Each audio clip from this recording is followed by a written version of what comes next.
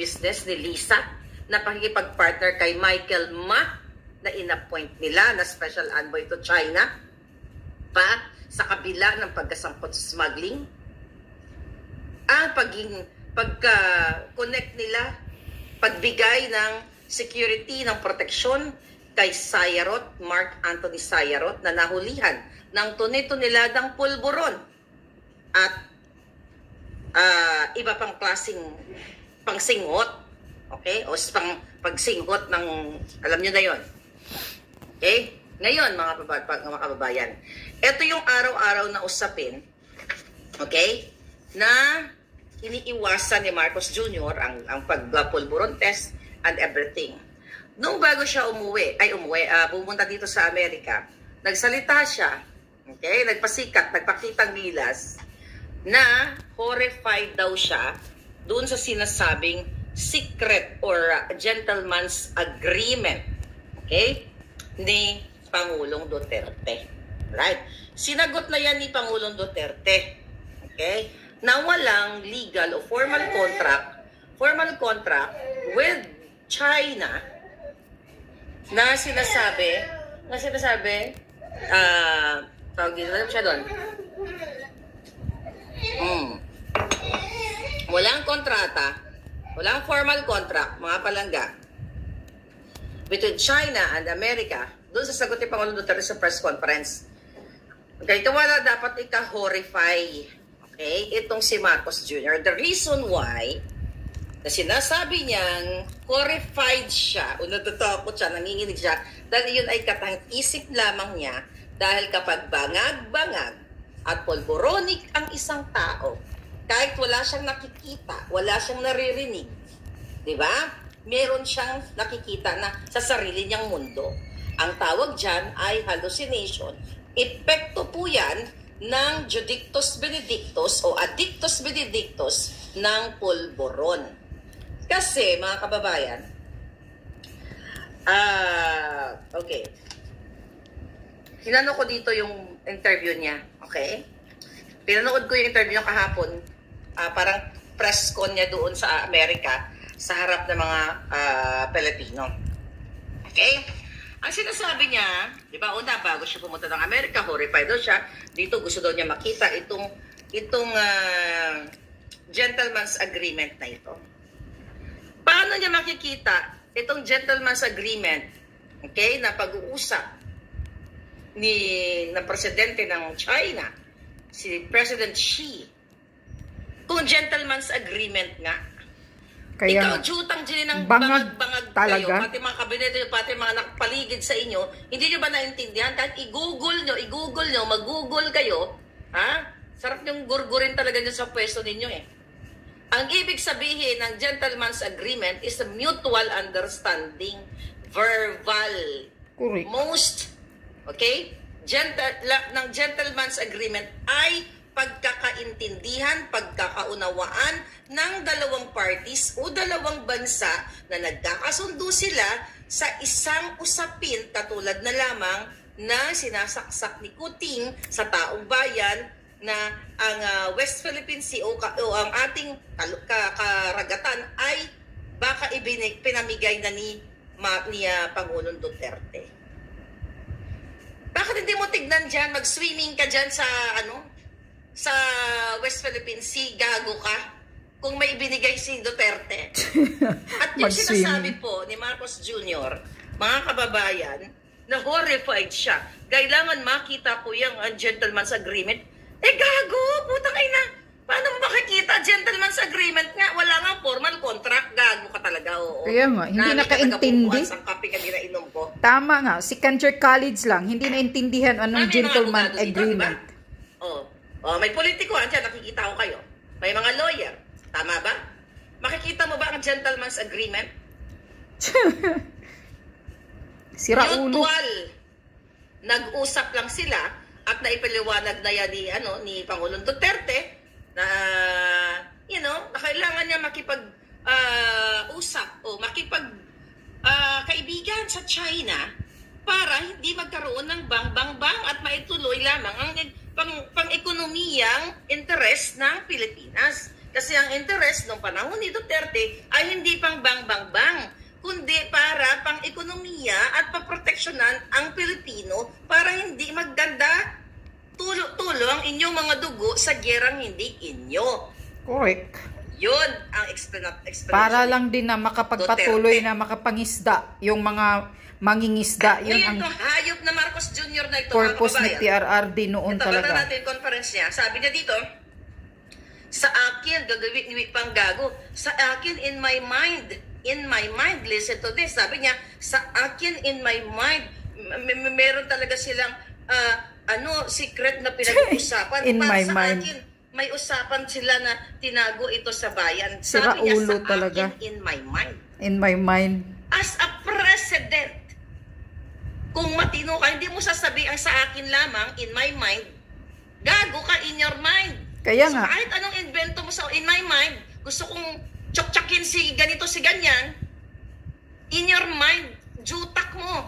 Hindi mo ginagamit ang legal basis. Dapat sinabi mo dito na may nakita ako, may ebidensya ako na nagkaroon sila ng usapin na ganito. Kasi, pag sinabi mo ngang gentleman's agreement, wala ngang formal kontrata. Kasi nga, mutual understanding. Parang sa pakikipag-mutual understanding mo, kuting kay Sayarot.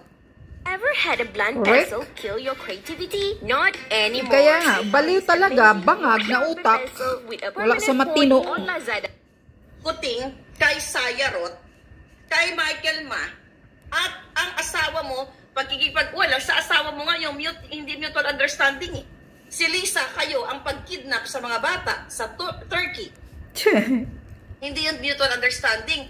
May ebidensya, may video, may text messages na nakipagkontrata kayo sa dating DFA Secretary Teddy Boy Locsin at sa asawa niya, yang si Lisa na yan, hindi yun mutual understanding, hindi yun gentleman's agreement, kundi evil's agreement. Okay? Or kidnappers agreement na kayo ay mag-bind doon sa mga tiwali din. During that time, Pangulong Duterte pa, hindi alam ni Pangulong Duterte na yung mga tao sa baba ay mastermind din ng pag-extract ng mga bata o pag-kidnap. Yan! Hindi yan, hindi lang yung verbal or gentleman's agreement. May ebidensya na ang kapudyotahan ninyong hayop kayo, kasabwat kayo o mastermind kayo sa pagdukot ng mga bata. Ano ang gusto nyo? Horrified kayo? O horrified si Marcos Jr. dito sa verbal, gentleman's agreement? In his mind. Kaya nga. Ang sinasabi ko dito na mastermind ang Marcos Jr. at si Lisa Tanas sa pagdukot sa mga bata, hindi galing sa utak ko, nakatang-isip ko lang. Kung di may ebidensya, may video, may audio voice. So, correct. Meaning, kung papanoorin nyo ang interview ni Ngiwi, ni Marcos Jr., na sinasabi niya sa akin in my mind, meron talaga in my mind. Talagang bangag. Uy, shout out naman sa mga doctor. Psychologist doctor, in my mind daw. Mag-speak up kayo. In his mind daw, hindi pwedeng in your mind.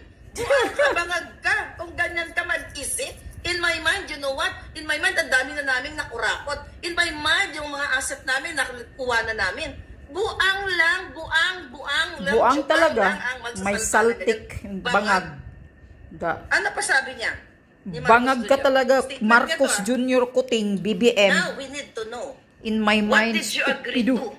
What did you compromise? Pertaining to Pangulong Duterte. In your mind again. Sabi mo, in your mind, merong agreement.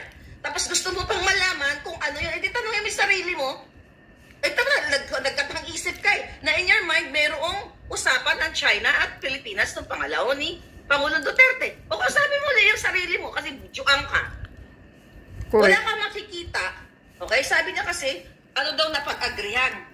Sinagot naman ni Pangulong Duterte, yan, na ang intensyon niya nung siya ay Pangulo, okay, dahil hindi nga nagkakasundo sa dispute ng Pilipinas at Amerika, na wag munang, wag na lang ang sabi ni Xi Jinping, sabi ni Pangulong Duterte na kung pwede bang galawin niya yung particular na area of water na yon. Sabi gano'n. Ang sabi ni Pangulong Duterte, don't Diba? Kasi magkaka-trouble tayo. Kaya minabuti niya na hindi siya nakipagdigma.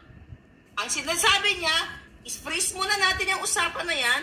Diba? Huwag muna tayo mag-away.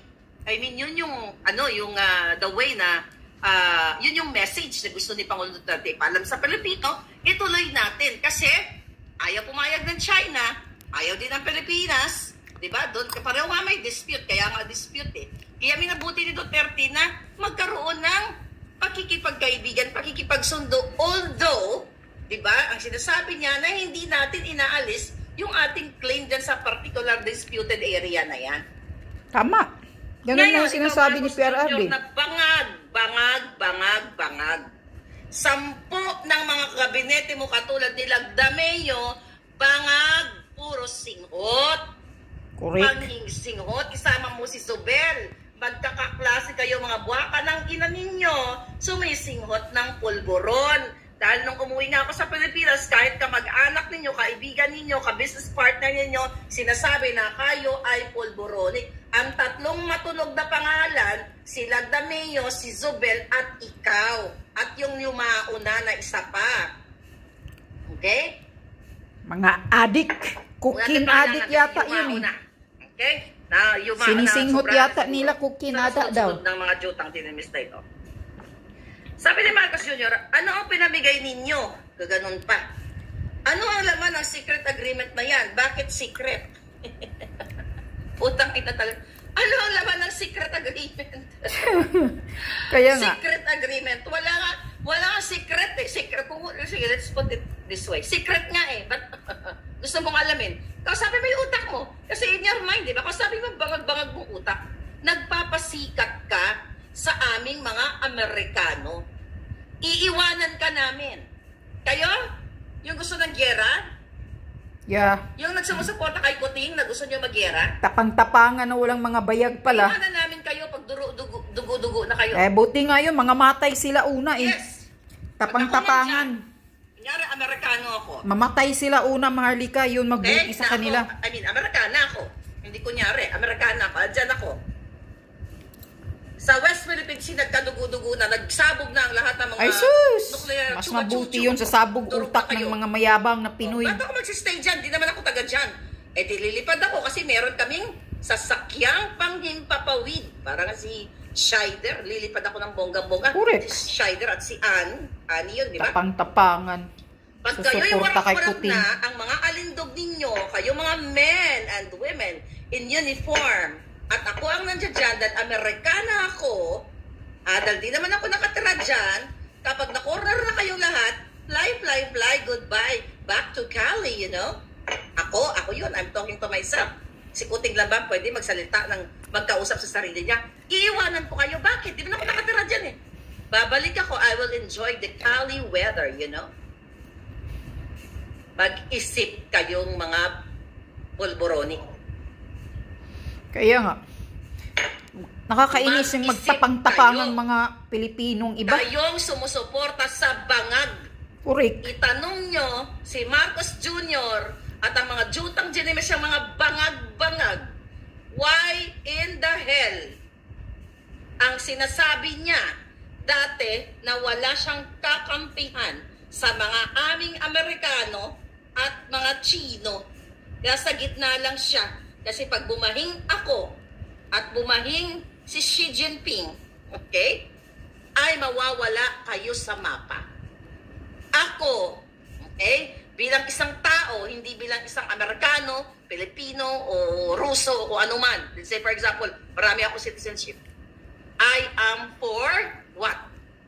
Peace. Pro-life. Okay? Ibig sabihin, ayoko masaktan ang mga palangga. Kung Amerikano na mga nandiyan bruskong-brusko ngayon, ayaw ko rin masaktan ang mga palangga kung mga bruskong-brusko din na mga sundalo. Yun ang point of view ko. Okay, bilang isang tao, not bilang isang Pilipino o Amerikano o Ruso. Tama. Correct. Pero kung kayo na matapang, na sumusuporta sa bangag, matapang kayo eh. Tapang-tapangan lang yun. Bitbitin nyo na lahat ng armas, mga anak ninyo, kasi matatapang kayo, di ba? Correct. Sumusunod kayo kay bangag. Bitbitin nyo ang pamilya nyo. dyan sa West Philippine Sea. Now, kayo, paalisin nyo ang mga kababayan ko. Matatapang kami, alis kayo dyan mga Amerikano. Laban namin to, kami ang haharap sa Chino na yan, sa mga Chinese na yan. Kami, ayaw namin ng mga ganyan-ganyan, matatapang kami. Kami ang magbubuwis ng buhay, tutulong ang aming mga dugo dahil kami ay matapang. Mga mayabang talaga ang karamihang Pinoy. Pagtaksilan kami. Okay? Mayabang karamihan Pilipino. Nakakahiya. Nakakagigil kasi yung nagtapang-tapangan sa kayabangan lang. Pag sunog nga, wala na. Takot na kung may sunog. Okay? Ng ibang lahi, dapat kami ang lalaban. Putangay na. Taksil si Marcos Jr. Dahil kayo ay ibabala sa gyerang pwede namang solusyonan ng magandang dialogo o diplomasya. Bakit nangyayari to? Dahil bangag. Dahil lak, ganyan. Every other day o every night, wala silang ginagawa. Lak. Diba? Kita mga boses nila, ganyan. Correct.